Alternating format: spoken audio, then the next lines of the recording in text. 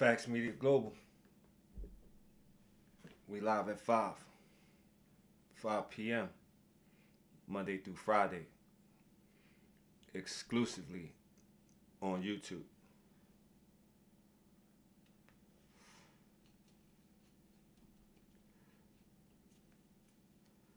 I must say it's getting frustrating, people.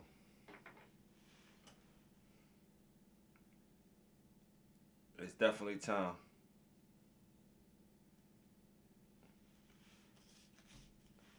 that we begin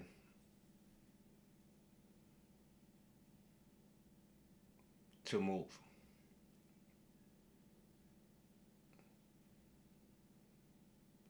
We lost tomorrow. All we have is today. Let me be clear. We have lost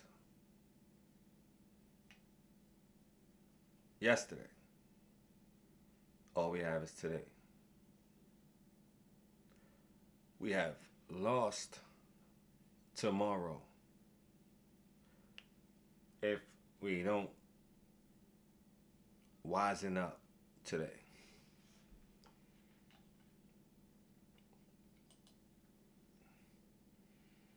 We are headed for self-destruction on an express train. It's no stop, non-stop, express, high rate of speed. We are headed for self-destruction. Don't blame that person. Don't blame this person. Right now in 2018, all you can blame is yourself. We all agree tonight, all of the speakers have agreed that America has a very serious problem. Not only does America have a very serious problem, but our people have a very serious problem. America's problem is self-destruction. You're headed for self-destruction. Self-destruction. You're headed for self-destruction. Self-destruction. You're headed for self-destruction. Self-destruction. Well, today's topic, self-destruction. It really ain't the rap audience that's bugging. It's one or two suckers, ignorant brothers, trying to rob and steal from one another. You get caught in the mid. So to crush that stereotype, here's what we did. We got ourselves together so that you could unite and fight for what's right. Not negative cause. The way we live is positive. We don't kill our relatives. Pop, pop, pop, when it's shot, who's to blame? Headlines, front page, and raps the name. MC Delight here to state the bottom line. The black on black crime was way before our time. Took a brother's life with a knife as his wife. Cried cause he died of trifling death when he left his very last breath. Was I slept, so watch your step. Back in the 60s, our brothers and sisters were hanged. How could you gangbang? I never ever ran from the Ku Klux Klan, and I shouldn't have to run from a black man, cause that's self-destruction. You're headed for self-destruction. Self-destruction. You're headed for self-destruction. Self-destruction. You're headed for self-destruction. Self-destruction. Uno, dos, tres, cuatro. Funky fresh dressed to impress, ready to party. Money in your pocket, dying to move your body. To get inside, you pay the whole $10. Scotch tape with a razor blade, tape to your collar. Leave the guns in the crack and the knives alone. MC lights on the microphone, bum rushing and pushing, snatching and taxing. I crammed to understand why brothers don't be maxing. There's only one disco, they'll close one more. You ain't guarding the door, so what you got a gun for? Do you rob the rich and give to the poor? Yo, daddy-o, school them some more. Straight from the mouth of why and daddy-o do a crime, end up in jail and gotta go. Cause you could do crime and get paid today, And tomorrow you're behind bars in the worst way. far from your family. Cause you're locked away. Now tell Do me, you really think crime pays? scheming on taking what your brother had? You little sucker. You talking all that jazz. It's time to stand together in a unity. Cause if not, then we're soon to be self-destroyed, unemployed. The race will be lost without a trace or a clue. But what to do is stop the violence and kick the science down the road that we call eternity, where knowledge is formed and you learn to be self-sufficient, independent. To teach to each is what rap intended, but society wants to invade. So do not walk this path that they laid. It's self-destruction. You're headed for self-destruction. Self-destruction.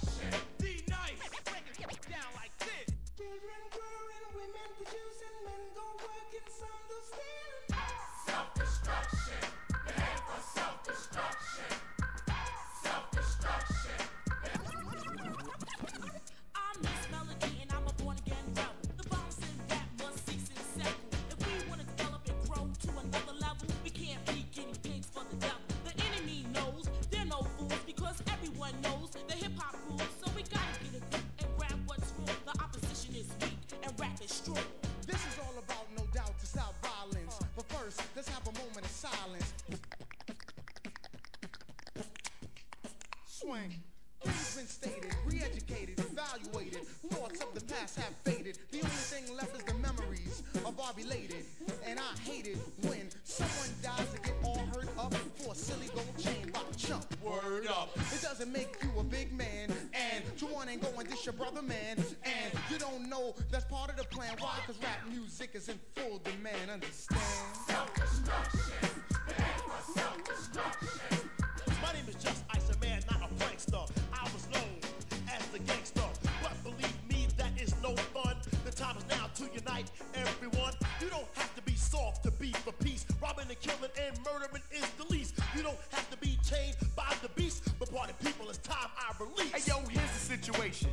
Idiocy, nonsense, violence, not a good policy, therefore we must ignore fighting and fussing. Heaven's at the door, so there'll be no bum rushing. Let's get together because we're falling apart. I heard a brother shot another, it broke my heart. I don't understand the difficulty, people. Love your brother, treat him as an equal. They call us animals, I don't agree with them. I'll prove it wrong, but right is what you're proving them. Take heed before I leave to what I'm saying, or we'll all be on our knees praying. The heavy deep in the heart of the matter. The self-destruction is served on a platter, making a date, not failing to anticipate. They got greedy, so they fell for the bait. That makes them a victim, picked and plucked. New jack in jail, but to the vets they're a duck. There's no one to rob, cause in jail you're a number. They never took the time to wonder about self-destruction. You ain't for self-destruction. Self-destruction. Yes, we urge to merge. We live for the love of our people, the hope they get along. Yeah, so we get a song. Getting the point to our brothers and sisters who don't know the time. Boy, so we gonna ride. Instead in your heads, you know our job to build and collect ourselves with intellect. To evolve to self-respect. Cause we got to keep ourselves in check, or else it's self-destruction. Yeah, for self-destruction.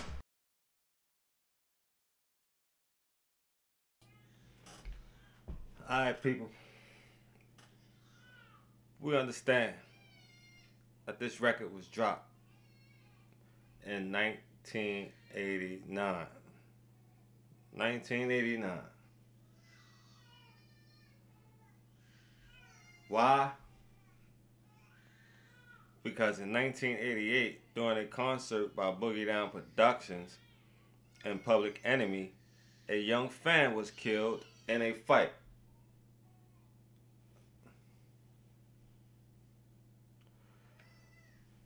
The killing occurred shortly after Scott LaRock, a founding member of Boogie Down Production, was killed in a shooting.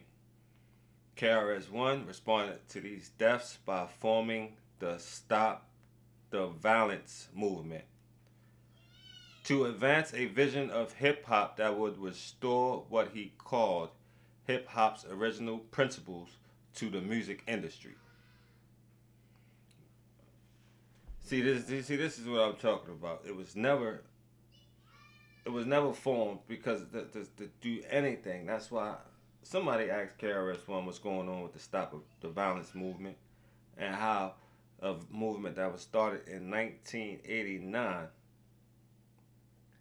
is now null and void.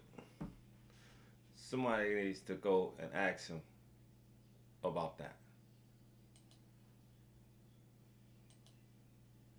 Like, I mean, we need a remix or something,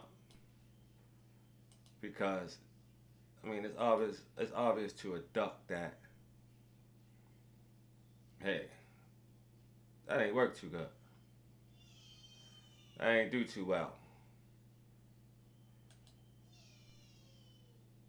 Let me get into this. We're gonna start right back off where we left off at. Let's go. And I knew then that that was it.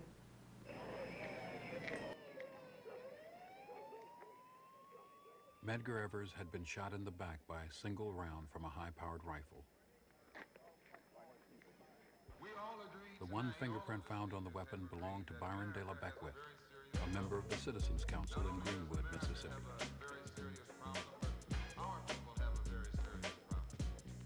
Medgar Evers, 37 years old, died 1 hour later.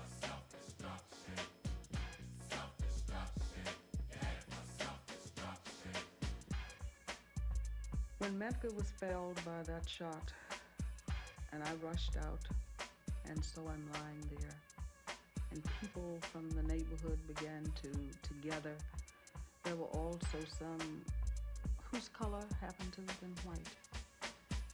I don't think I have ever hated as much in my life as I did at that particular moment with anyone who had white skin. I screamed at the neighbors, and when the police finally got there, I told them that they had killed Medgar. And I can recall wanting so much to have a machine gun or something in my hands and just stand there and mow them all down. I was just, I can't explain the depth of my hatred at that point. We view this as a cold, brutal, deliberate killing in a savage, uncivilized state. The most savage, the most uncivilized state in the entire 50 states. There is no state with a record that approaches that of Mississippi in inhumanity, murder, brutality, and racial hatred. It is absolutely at the bottom of the list. In Jackson, Mississippi, in 1963, there lived a man who was great. He fought for freedom all of his life, but they laid Medgar Evers in his grave.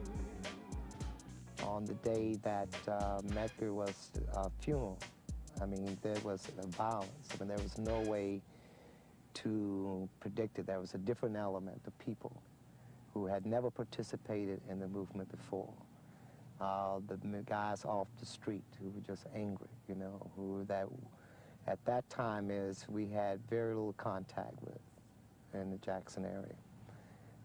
We had mostly worked in church, through churches. We had worked through students, young people, and then just people in general, you know. The street people we had not really worked with as well because they didn't want to have anything to do with it because they always felt that they could not cope with the nonviolence. Not that they disagree with what the movement, it's just that the tactics that were used. You know, on that particular day, that group of people decided to speak out.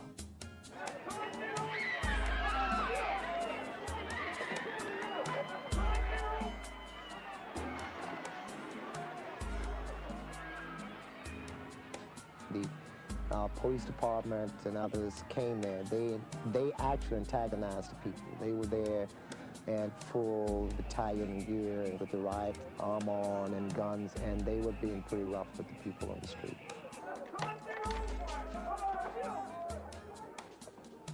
And the people just said, we're not going to take that. This is a funeral of our leader, and here they are, you know, harassing us, and the white folk killed him. Shots had already been fired when John Doerr, a Justice Department attorney, stepped between the crowds and the police. With the help of Dave Dennis and others, Doerr convinced both sides to back off. The demonstrators went home. Medgar Evers was buried in Arlington Cemetery with full military honors. No one was ever convicted of his murder.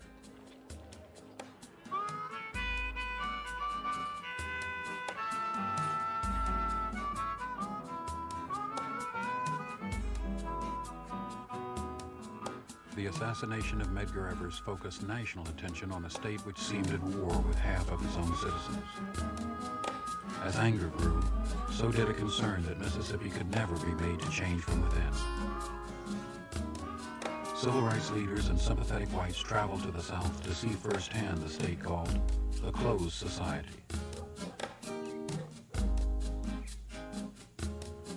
Any doubts we had about the desirability of coming down before we came has been removed what we've seen since we've been here.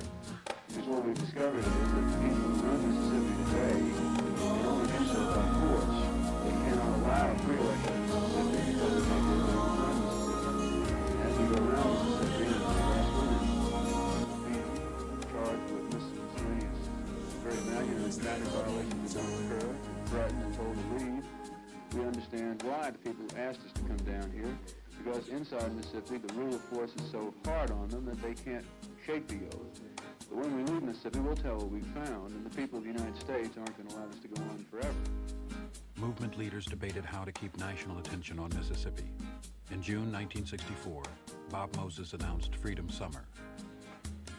We hope to send into Mississippi this summer upwards of 1,000 teachers, ministers, lawyers, and students from all around the country who will engage in what we're calling freedom schools, community center programs, voter registration activity, research work in the white communities, and in general, a program designed to open up Mississippi to the country. Opening up Mississippi would not be easy. Local newspapers warned of a coming invasion. Governor Paul Johnson called for more highway patrolmen.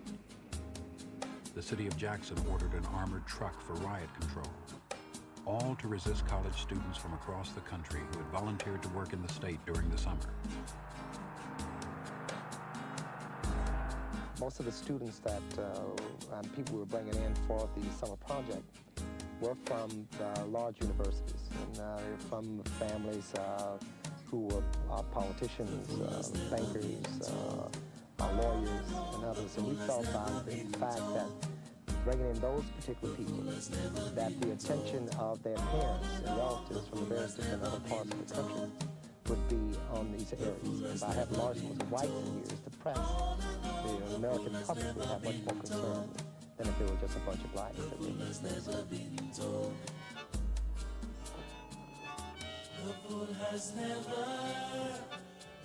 The first Freedom Summer volunteers gathered for training in Oxford, Ohio.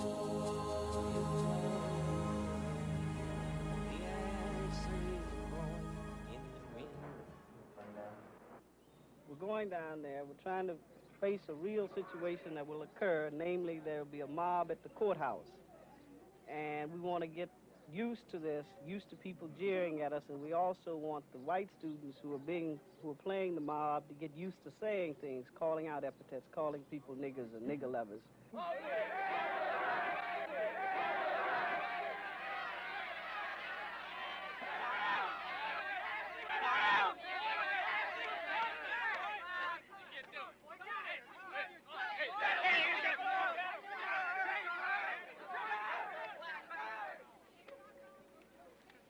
Okay, that was very good. See what happened? Okay. That was very good because you all got carried away, see?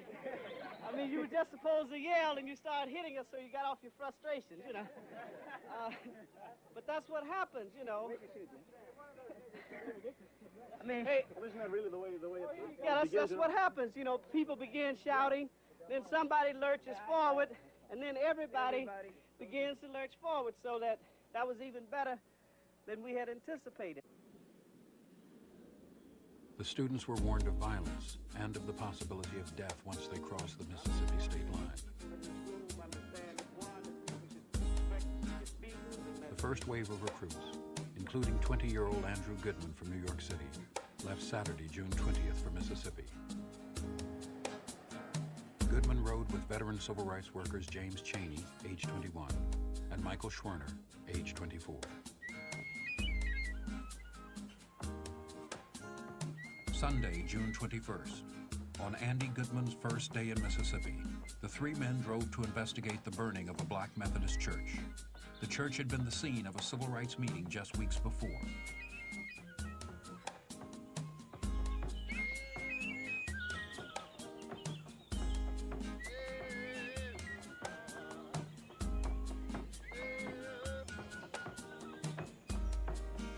Around 3 o'clock that afternoon, their 1963 blue Ford station wagon was stopped by Deputy Sheriff Cecil Price outside the town of Philadelphia. The three young men were released by Deputy Price around 10:30 that night.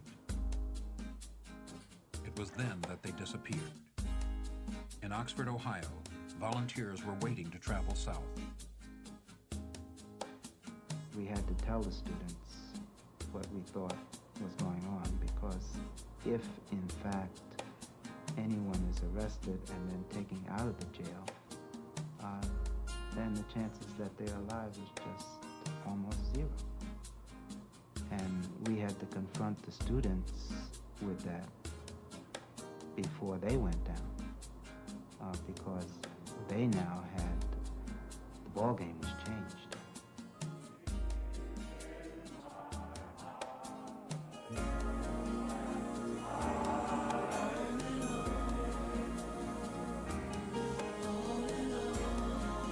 Within days, the disappearance was national news. A massive search was ordered by President Lyndon Johnson. 200 sailors from the Naval Air Station in Meridian moved into the Philadelphia area and were joined there by FBI agents. In Meridian, the wife of missing Mickey Schwerner, Rita Schwerner, flew from Oxford, where she'd been training many of the summer volunteers. She was greeted by James Farmer, head of CORE, the Congress of Racial Equality. It's tragic, as far as I'm concerned, that white Northerners have to be caught up in the machinery of injustice and indifference in the South before the American people register concern. I personally suspect that if Mr. Cheney, who is a native Mississippian Negro, had been alone at the time of the disappearance, that this case, like so many others that have come before, would have gone completely unnoticed. Their disappearance, although it might have been calculated to try and drive people away from the state, had just the opposite effect on me and everyone else. Whenever an incident like this happens, and they happen fairly often, although not usually this serious, everyone reacts the same way. They become more and more determined to stay in the state and fight with the evil system that people have to live under here. I'm down here because I believe that my freedom is very much entangled with the freedom of every other man, and that if another man's not free, then I'm not free. So I'm fighting for my own freedom here, and I don't know of anybody that's turning back because of things like this that happen. We most certainly do not and will not give protection to civil rights workers. In the first place, the FBI is not a police organization. It's purely an investigative organization, and the protection of individual citizens, either natives of the state or coming into the state, is a matter for the local authorities. The FBI will not participate in any such protection. By early July, the volunteers had arrived in full force. During the summer, 80 civil rights workers were beaten, and 1,000 arrests were reported. One of the most dangerous jobs was traveling from house to house in isolated rural areas to build support for a new political party. We have organized into the Mississippi Freedom Democratic Party. We are holding a freedom registration drive throughout the state, encouraging every Negro and white who wants a stake in his political future. Who ready?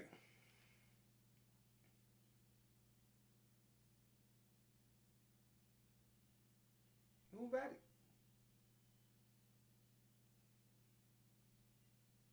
Nobody don't know what it takes. Nobody don't know the consequences. So who's ready? I ask. To prove it by getting his name on a freedom registration book. We have scheduled precinct meetings and district caucuses. And on August 6th, here in Jackson, we will hold our state convention. At that time, we will elect a slate of delegates to the National Convention in Atlantic City. And when that convention meets, we will present ourselves for seating as the only democratically constituted body of Mississippi citizens worthy of taking part in that convention's business. We talked about a specific convention earlier today during the midday mix-up. And that was in 1861, the state of Virginia's secession convention. But For some reason, we still trying to march. Let's move on. We still trying to march, cry, whine, and complain, and sing old Negro spirituals in 2018. Y'all house niggas gotta be kidding me, man. Volunteers collecting signatures for the party found themselves openly challenging the way life had been lived in Mississippi for 3/4 of a century. People would be sitting down and you would say hello and you'd shake their hands. Now that was an unusual thing for a white person to do to a black person in Mississippi at that time. Frequently people would respond by not looking us in the eye. At the end of every phrase there would be a ma'am or a sir, depending on who was there, and they would say yes to everything we said. We'd say, would you like to be involved in the voter registration project? Will you go down to vote? Yes, sir. And we knew we were not getting across. We knew they were just waiting for us to go away because we were a danger to them. And in many ways we were. We had much less to risk than they did. This was their lives, their land, their family, and they were going to be here when we were gone. If you see the fear? We talking about 3/4 of a century. 3/4 of a century is what? 75 years.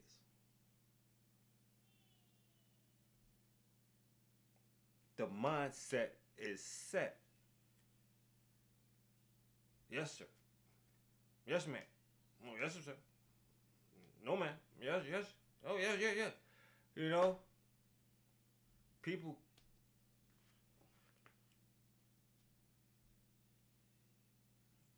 The individuals came to Mississippi to help us. And because of the fear, and I mean, it's rightful fear because they got, I mean, it's true. After the summer's over with, we have a cold winter. Y'all gonna be back where y'all, you know, y'all going back home. You're only down here to volunteer for the summertime, but we have to live here. You know, please get on. Just go on and get on.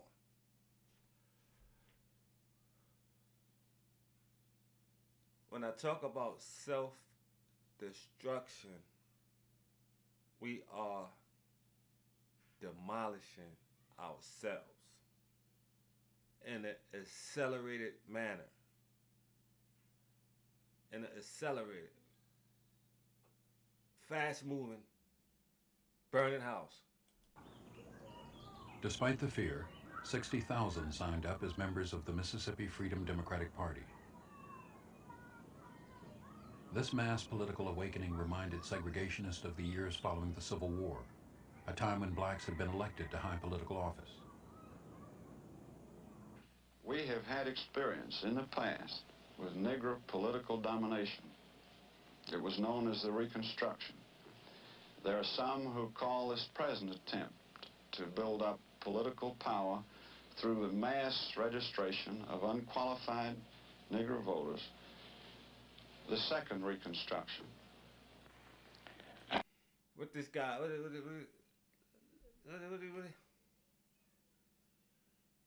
unqualified how? Unqualified because of what? Jim Crow laws? Living under the constant tyranny of the South? Terror. Don't tell me about terrorism going on abroad. Terrorism has been going on in the United States of America by the powers that be. By the powers that be, the enemies in office.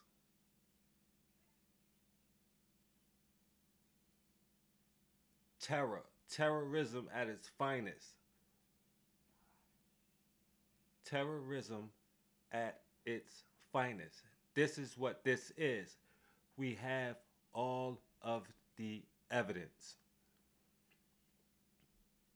Over, I mean, let's move on. I don't want the Negro, as I have known him and contacted him during my lifetime, as a class to control the making of the law that controls me, to control the government under which I live. See, we know where their fear lies. We know where their fear lies. They're going to do everything and anything in their power to stop it. That's why we got Dumb Donald running around now. You know, Dumb Donald, the dumbest ever. Why? Because of the frustration of Barack Obama in office. For 8 years, it built up so much hatred in individuals like this that we just heard from. Individuals like this on the Citizens Council. Citizen? We the people.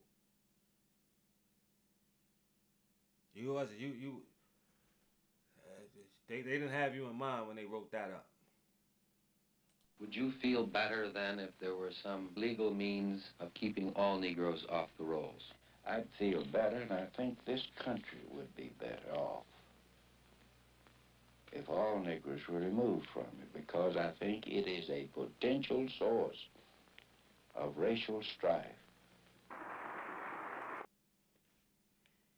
And listen, if you ask me, they carrying on they plan. They carrying on they plan for total erasing. And guess what? We are allowing it. We are allowing it because we are doing nothing. All we doing is yapping off at our lips. We are doing nothing at all. Correct me if I'm wrong.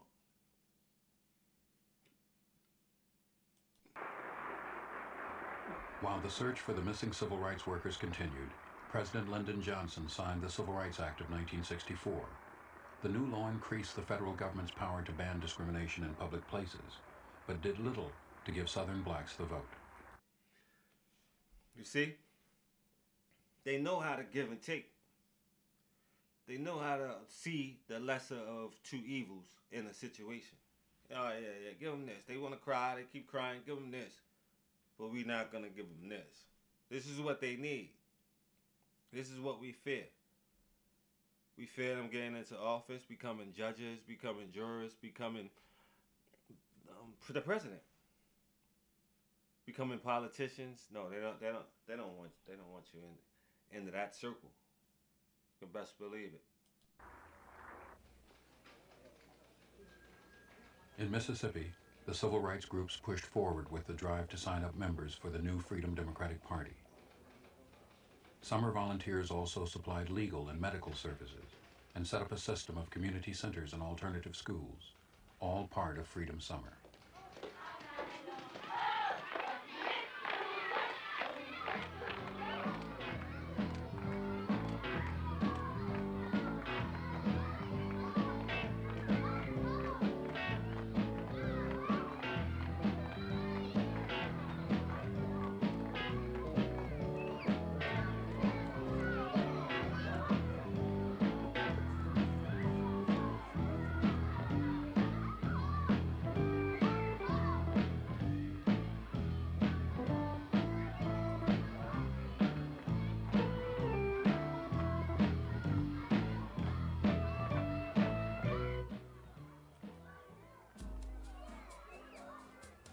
For years, most blacks in Mississippi had been denied the right to a decent education.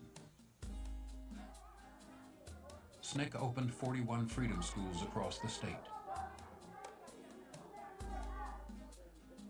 By day, the volunteers taught everything from the 3 R's to innovative courses in black history. 41. By night, the schools were used for political meetings, to explain the new party and to sign up new members.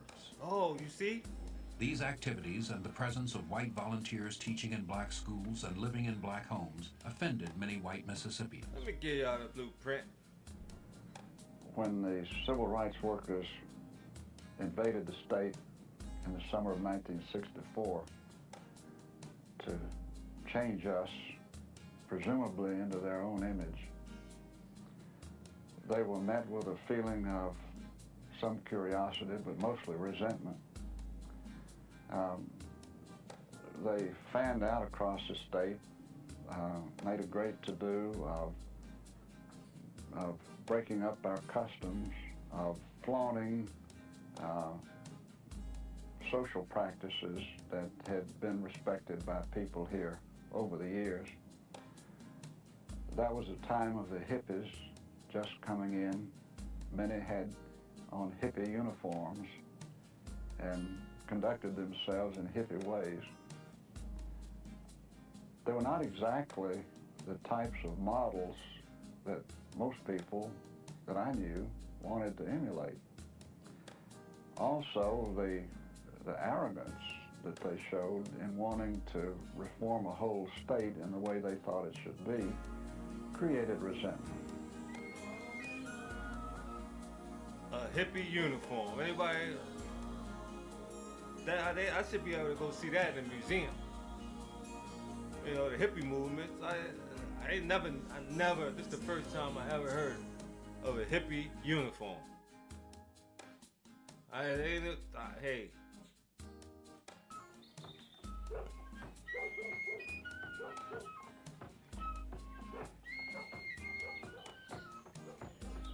By late July, the three young men had been missing for 6 weeks.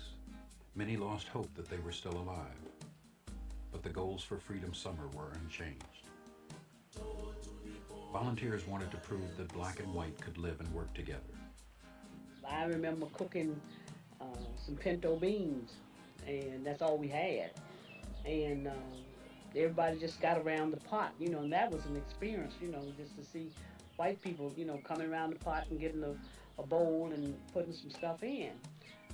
And then sitting around talking and sitting on the floor, sitting anywhere, because, you know, it wasn't any great dining room tables and stuff that we had been used to working in the white people houses, and go in there and find them all sitting, you know, and everybody sitting, and they ring a bell or something and tap, and you come in and bring the stuff and put it around. But this, you was sitting in the floor and they was talking, and, you know, and we was sitting there laughing, and I guess they became very real and very human. We each to one another. See that bell. I've seen this bell watching the Jeffersons, you know, watching all of these old shows, and that bell has real significance to the terrorism, the hatred, the exploitation. That bell, yeah, that same bell that you ring when you get to the front of the hotel.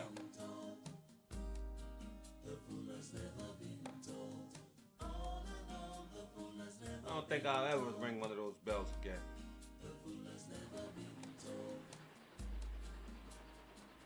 On August 4th, on a farm outside the town of Philadelphia, the bodies of Goodman, Cheney, and Schwerner were discovered buried together in an earthen dam.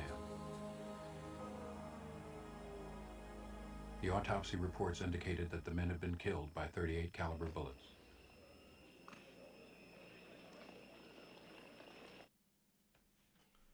We found the bodies. 2 black and 1 white. Buried together. A later report revealed that James Cheney, the one black victim, had also suffered severe bone and skull fractures. Oh, let me correct that. 2 white and 1 black. They laid throughout our history, countless buried Americans together. have died in the continuing struggle for equality. We shall continue to work for this goal, and we fervently hope that Americans so engaged will be aided and protected in this noble mission. For ourselves, we wish to express our pride in our son's commitment and that of his companions now dead, and that of his companions now alive, now in Mississippi, acting each hour to express those truths that are self-evident. August 7th, 1964, the funeral of James Chaney in Meridian, Mississippi.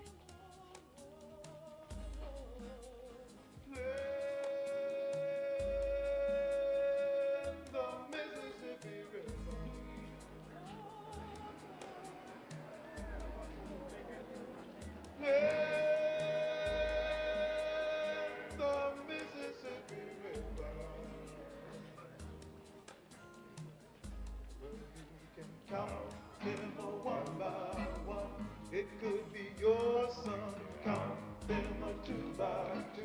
It could be me or you, count them a 3 by 3. Do you wanna see, count them a 4 by 4? I feel that he's gotten his freedom, and we're still fighting for it. Hey, I feel the same way.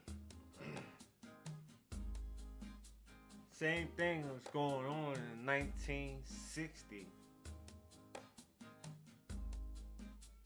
It's still going on here in 2018. Nobody seems to understand why. But what I want to talk about right now is the living dead that we have right among our midst, not only in the state of Mississippi, but throughout the nation. Those are the people who don't care, those who do care but don't have the guts enough to stand up for it, and those people who are busy up in Washington and other places using my freedom and my life to play politics with. Talk to him. Talk to him. Let's make a call. I'm calling out all you house niggas today, April 17th, 2018. I'm calling all you house niggas out.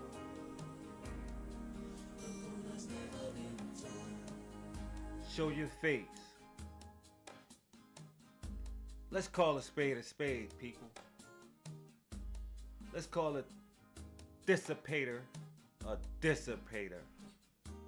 Look it up. If you don't know what that is, if you don't know what a dissipator is, then you go ahead and look it up. That includes the president on down to the governor of the state of Mississippi. In my opinion, as I stand here, I not only blame the people who pulled the trigger, or did the beating, or dug the hole with the shovel. I bury the people, not bury, sorry. But I blame the people in Washington, D.C., and on down in the state of Mississippi for what happened just as much as I blame those who pulled the trigger. You see, I know what's going to happen. I feel it deep in my heart when they find the people who killed those guys in Neshoba County.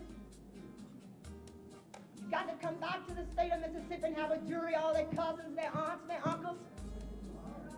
And I know what they're going to say, not guilty, because no one saw them pull the trigger. I'm tired of that. See, and another thing that makes me even tired of those, that is the fact that we as people here in the state and the country are allowing this to continue to happen. Even us as black folk. So I look at the young kids here, that's something else that I grieve about. The little Ben Chaney here, and the other ones like him around in this audience.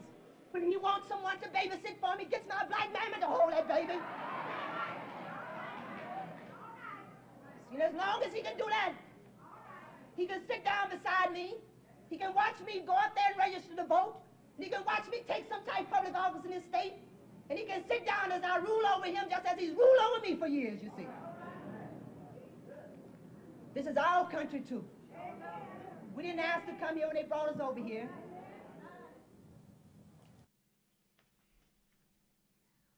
Listen. This brother's not speaking from last week. This is not a show that I just recorded that was pre-recorded from last week, people. This brother is speaking the same thing that these people about to go in Washington in front of the Washington White House and whine and bitch and complain about. The same shit he talking about in the 60s. This is what these motherfuckers want to go over to in front of Washington, in front of the White House, the bullshit about. Yeah, you kidding me? These motherfuckers want to have an award show. To celebrate what? A whole bunch of shuckling and jiving?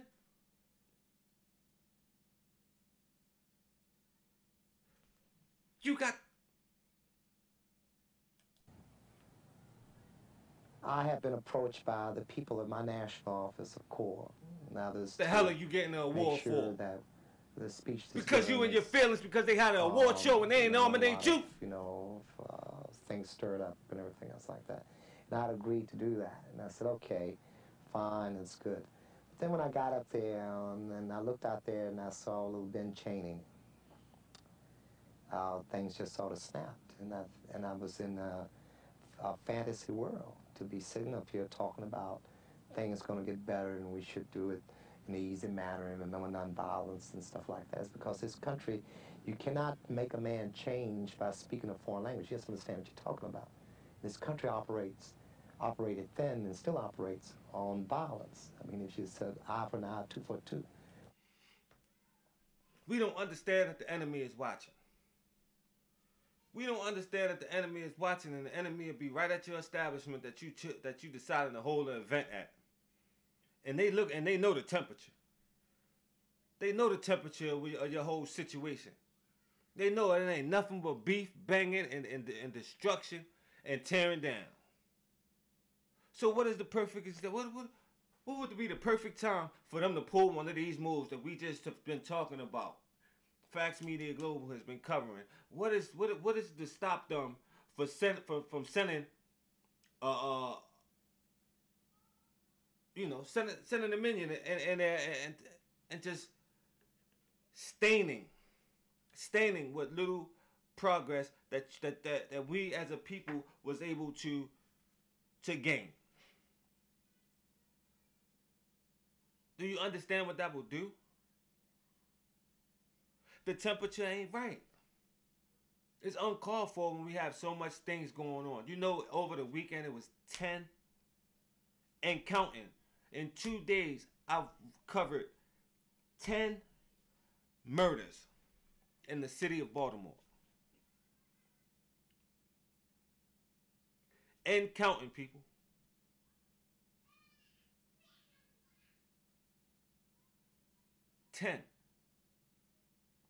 We are headed for self-destruction. We are headed for self-destruction. That's what we respect. The parents of Chaney and Schwerner wanted their sons buried side by side in Meridian. But Mississippi law enforced segregation even in death. James Chaney, age 21, was buried alone in a segregated cemetery.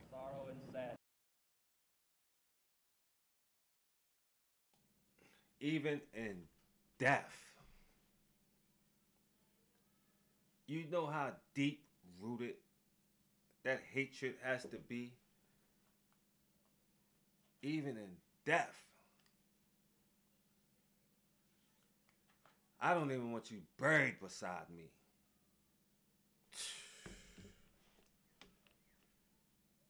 Talking about some heavy terror, people. Let's call it what it is. It's not racist. It's not racism. It's terrorism. Don't let them dress it up in a cute little dress and put a bow on it and have you calling it racism. And when it's not. It's clear terrorism that's been going on for over a decade. Here in our great country we call America. That we are all one family. The state never brought anyone to trial for the murder of the 3 young men. But in federal court, Deputy Cecil Price and 6 others were found guilty of civil rights violations in connection with the killings and received sentences ranging from 3 to 10 years. See? They just had some violations, you know. Just a few violations. You know, but nobody never nobody was never convicted. Nobody was never sent to the gallows. You see how they did Medgar Evers? He was a soldier. He was a soldier. Am I correct? They buried him with the highest military honors. A soldier that went and fought for this country. Sacrificed his life, put his life on the line for this country. And what happened? He got shot up in the front of his house on his way home to give his wife and his kids a kiss. Is that terror? You heard his wife retell the story of the day of when it happened. You know, she revisited how the kids, when they heard the shots, they had, you know, they had to get down. They got down immediately because they was trained. That's what they had to do. So they got right down to the floor. Listen to, you know, with the terror, after the smoke clears, and then to have to walk to the front door, you've been waiting for your dad. You've been waiting for your dad to come home, and you got to walk to the front door and see your dad laid out in front of your door, lying, you know, dying in front of the house.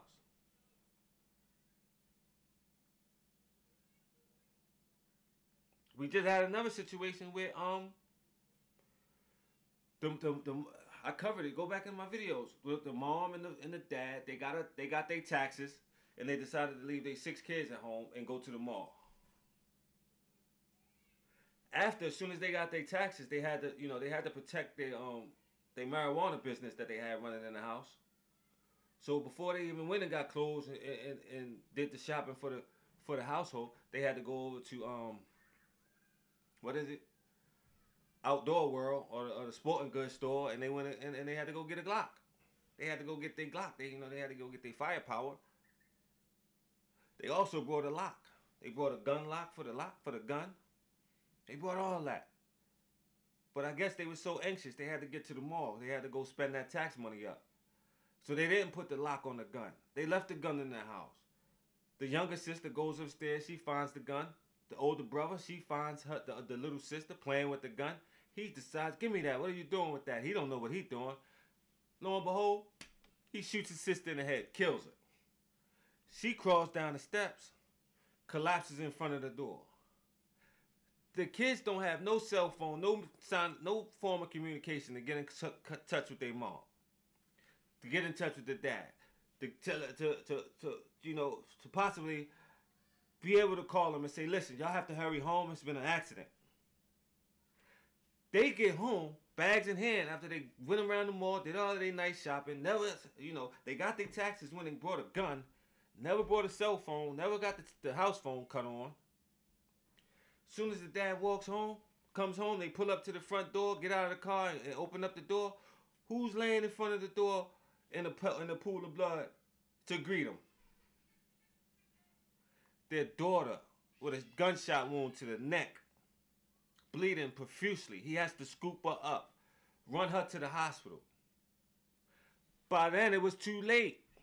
But the doctor said, if you would have gotten here with this little girl earlier, her life would have been saved. All it took was an Obama phone, a track phone, a minute phone, a WhatsApp, a Wi-Fi. But they decided to leave these children in the house with no form of communication to be able to get in touch with the parents in case of an emergency. This is self-destruction. This is self-destruction.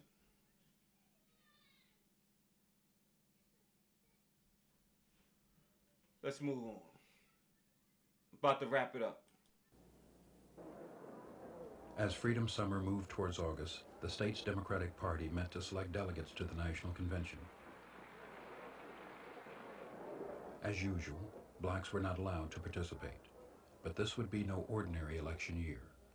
2 weeks later, the Mississippi Freedom Democratic Party chose its own delegates to challenge the right of the all-white regulars to represent the state. The MFDP emphasized that it was open to all citizens. The Mississippi Freedom Democratic Party is only beginning. And it is beginning on the basis that it believes that a political party should be open to all the people who wish to subscribe to its principles. Let's get it. Let's get it. We know what we have to do. We know what we have to do. The Mississippi Freedom Democratic Party. Freedom Summer. Let's hit the road. I'm pretty sure we get all the support from the celebrities. Once we put it together, we get all the support. We won't have to pay no hotel fees. We probably won't have to pay for no food. As long as these people that with the influence see, take note that we out here, man. And we trying to make a difference, man. We trying to stick to the strip. Goodness gracious, how many years has it been? But first we have to move. Peanut butter and jelly. If we got a peanut butter and jelly, boiled eggs, oodles and noodles, so what?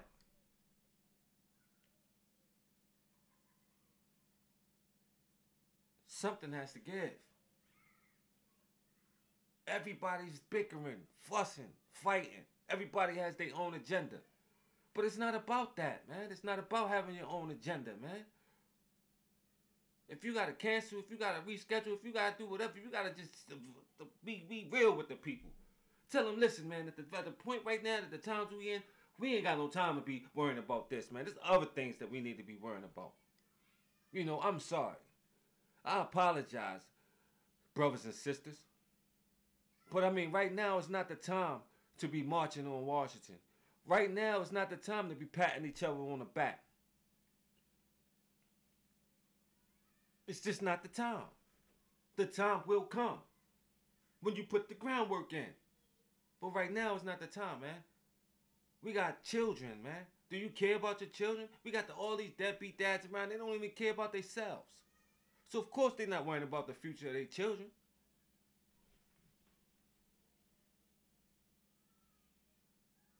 Nobody cares about the future. Everybody's chasing that next fix, trying to escape reality, which was all handed to you on a nice silver platter by the enemy. It's Facts Media Global, man. We getting right down to it. I'm sorry. I'm not meaning to hurt no feelings.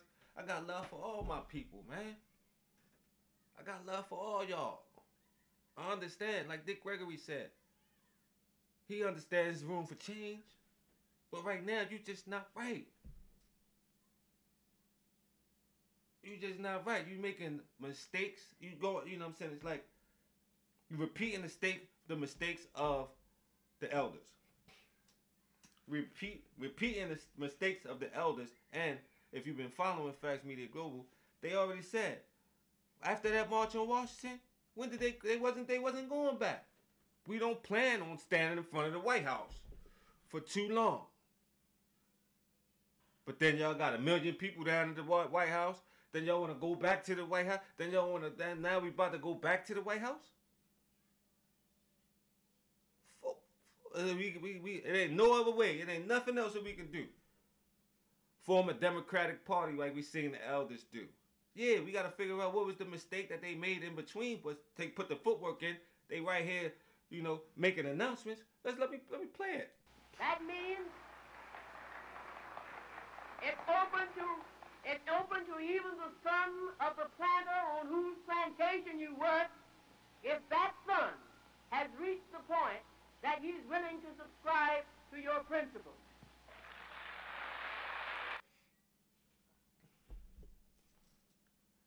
Facts Media Global. We've been live at 5. I'm out. 1.